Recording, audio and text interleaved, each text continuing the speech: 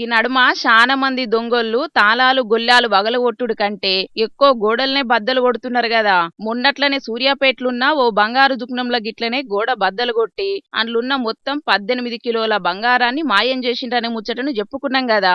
ఇక ఇప్పుడు గీడున్న వైన్స్ దుకాణంలో చూడుండ్రి గోడకెంత పెద్ద బొక్క పెట్టిండ్రో. వికారాబాద్ జిల్లా యాలాల కాడున్న గీ వైన్స్ దుకాణానికి సూటి పెట్టిండ్రట ఆడున్న దొంగోళ్ళు. అగో ఊరి మీద ఎంత పాయరం ఉంటే ఆలు దుకాణానికి సూతం ఊరు పేరు పెట్టి నడుపుతున్నారు చూసిండ్రా. అసొంటి మంచి మనుషుల దుకాణానికి బొక్క పెట్టాలని ఎట్లా అనిపించిందో దొంగలకేందో గాని అద్దుమరాత్రి పూటచ్చి దుక్నం ఎనుకున్న గోడను బద్దలగొట్టి లోపలికి చచ్చిండ్రట. ఇక దుక్నంలా విలువగల్ల మందు బాటిలను మాయం చేసుడే కాదు కౌంటర్లున్న 20,000 రూపాయలను సూతం ఎత్తుకపోయిండ్రట. మళ్ళా దొంగలు బగ్గ ముందు చూపున్నోళ్ళున్నట్టే ఉన్నారు. ఎవ్వలకు దొరకకుండా ఉండాలని సీసీ కెమెరాలను హార్డ్ డిస్కులను సుతం పట్టుకొని పరారైండ్రట. ఇక దుక్నపోళ్ళు తెల్లారచ్చి చూసే వరకు లోపల సామాన్లు మందు బాటిళ్లని చిందర వందరంగా వడేసున్నాయట. అసలు ఏమై ఉంటది కావచ్చని మస్తు పరిశాన్ అయిండ్రట.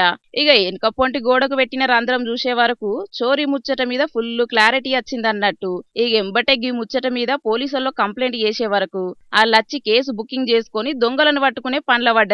విలువగల్ల మందు బాటిలను చోరీ చేసిండ్రంటే వాటిని బయటేమన్నా బ్లాకులు ఎక్కువ రేట్లకు అమ్ముకొని పైసలు గమాయించుకుంటారు కావచ్చని అనవట్టిండ్రు. గీ ముచ్చటెరకైనా ఆడున్న పబ్లిక్ శానా మంది చూసిండ్రు కదా. పబ్లిక్ దొంగలు ఎట్లా మోపైండ్రో ఆఖరుకు గోడలను బద్దలు కొట్టి మరీ చోరీలు చేస్తున్నారంటే ముంగట ఇంకేం కొత్త ప్రయోగాలు చేస్తారో ఏమో పోన్రి.